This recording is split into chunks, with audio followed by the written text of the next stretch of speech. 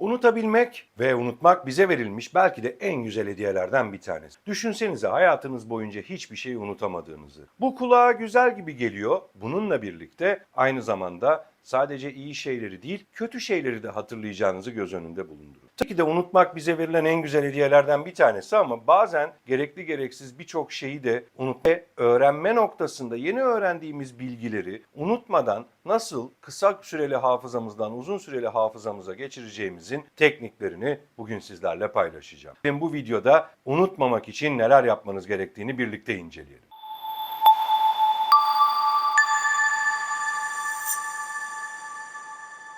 Evet, unutmamanın en önemli özelliklerinden biri özellikle bir eğitim, seminer ya da herhangi bir yere katıldıktan sonra tekrar edebilmektir değerli dostlar. Tekrar edebildiğiniz sürece bu bilgileri zihninizde kısa süreli hafızadan uzun süreli hafızaya geçirerek aynı zamanda unutmamayı da sağlamış olacaksınız. 19. yüzyılda Alman psikolog Hermann Ebbinghaus bize çok önemli bir bilgiyi kazandırmıştı yaptığı araştırmalar neticesinde. Bize kazandığı bu bilgi unutma eğrisini ortaya koymuştu değerli dostlar ve 100 birimlik bir öğrenme sürecinden sonra sadece 20 dakika içerisinde 50 birim zihnimizde bilgi kalıyordu. Ve tabii takip eden günlerde bu yavaş yavaş azalarak aslında yaklaşık bir ay sonrasında sanki hiç öğrenmemiş noktasına doğru giden bir eğilim. Tabii ki de unutabilmek çok güzel bir şeydi ama gerçekten zihnimizde kalmasını istediğimiz ve öğrendiğimiz şeyleri de unutabileceğimiz gerçeğini bizim yüzümüze vurmuştu.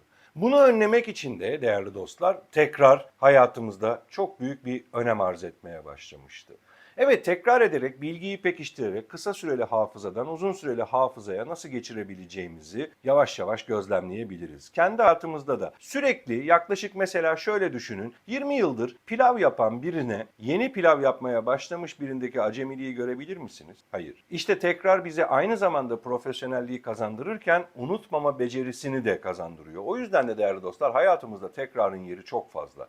Ve size küçük bitiyor. O gün içerisinde öğrendiğiniz şeyleri sadece günün herhangi bir bölümünde çok fazla vakit geçmeden küçük bir tekrar yaparsanız çok daha kalıcı hale gelmeye başlayacak ve aynı zamanda da belirli periyotlarda edeceğiniz bütün tekrarlar öğrenme sürecinizi pekiştirecek.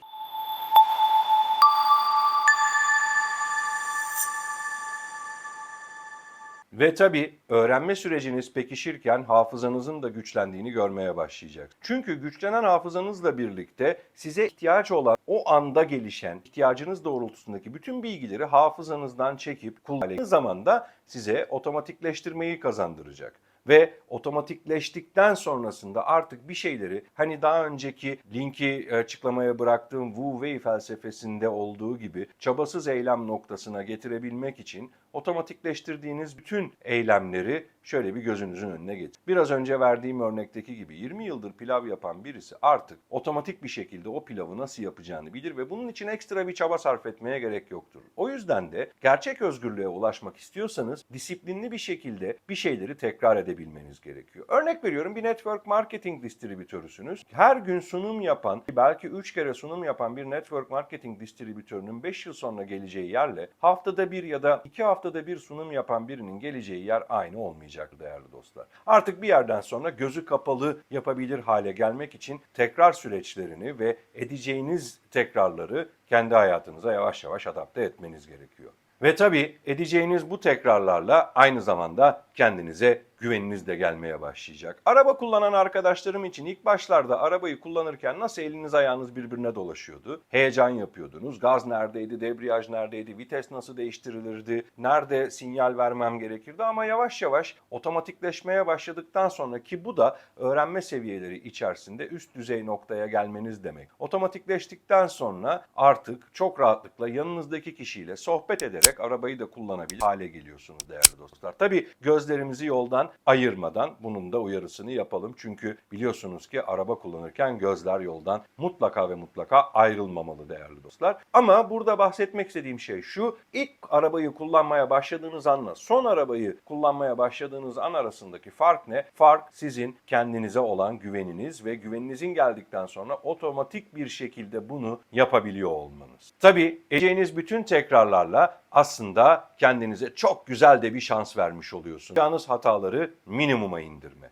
Evet, yapacağınız hataları minimuma indiriyorsunuz. Çünkü neden? Sürekli yaptığınız şeylerde aynı şeyleri yaparken otomatik bir şekilde yapmaya başladığınızda hata yapma şansınızı azaltıyorsunuz ve tabii ki de sürekli gelişim noktasında ilerliyorsunuz değerli dostlar. İşte biliyorsunuz olimpiyatlarda sporcularımız çeşitli madalyalar kazanıyorlar ve bizi gerçekten çok önemli bir şekilde gururlandırıyorlar ama baktığımız zaman onlar da hayatlarını tekrarla geçiriyorlar. İşte kas hafızasına yüklüyorlar, sürekli aynı şeyi yapıyorlar. İşte ok atmada mesela Mete Gazoz yıllarca sadece ok attı ve hani bu noktada otomatik bir şekilde artık bunu yapabilir hale geliyor. Tabii bunu etkileyen başka faktörler de var ama başarının en büyük sırrı tekrar edilebilmesi değerli dostlar. Ve tekrar ettiğiniz başarı artık sizin alışkanlığınız haline gelmeye başlıyor herhangi bir şeyde. O yüzden de bir kere bir şeyi başarmış olmak gerçek başarı değildir ama başarıyı tekrar etmeyi de öğrenirsek, yaptığımız şeyleri tekrar etmenin yanında başarıyı da tekrar etmeyi öğrenirsek o zaman hayatımız çok daha kolay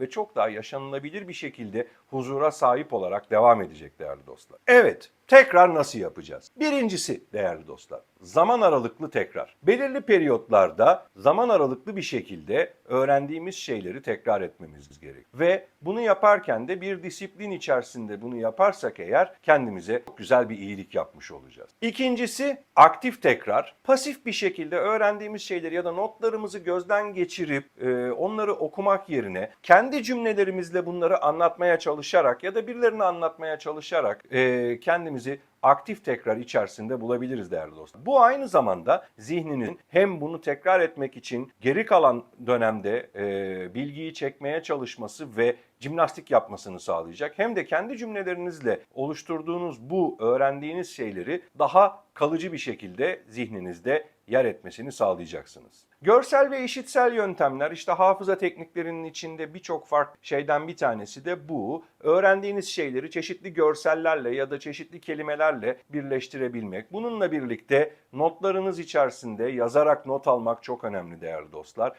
Bir şeyi dinlerken mutlaka yazarak not alın. Bu sizin hem görselinize hem dokunsalınıza hitap edecektir ve o notlarınızı tekrar yazarak gözden geçirdiğiniz zaman işte hani vardı ya okulda temize çeken arkadaşlar. Onlar temize çekerek aslında notları temize çektiğini zannederken aktif tekrar yapıp görsel bir şekilde karşılarında bunları imajine etmeye başlamışlardı. Ve tabii pratik yaparak. Öğrendiğiniz bir işle ilgili mutlaka pratik yapmaya başlayın ve hemen yapmaya başlayın. Hata yapmaktan korkmayın.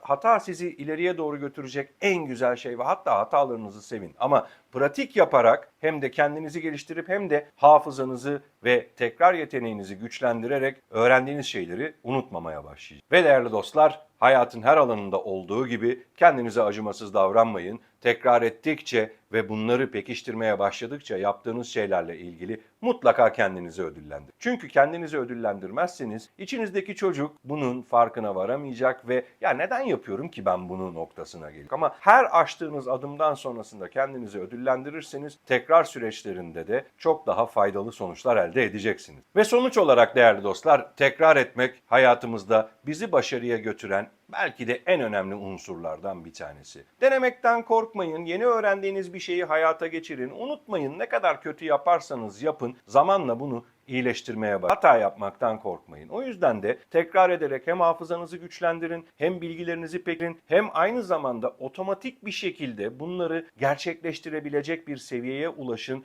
ve biraz önce söylediğim gibi çabasız eylem noktasına kendinizi taşımaya çalışın. Hem de hayatın keyfini çıkarın değerli dostlar. Yeni videolarımda sizlerle yine çok farklı bilgileri paylaşmaya çalışacağım. Bir sonraki videomda görüşmek üzere.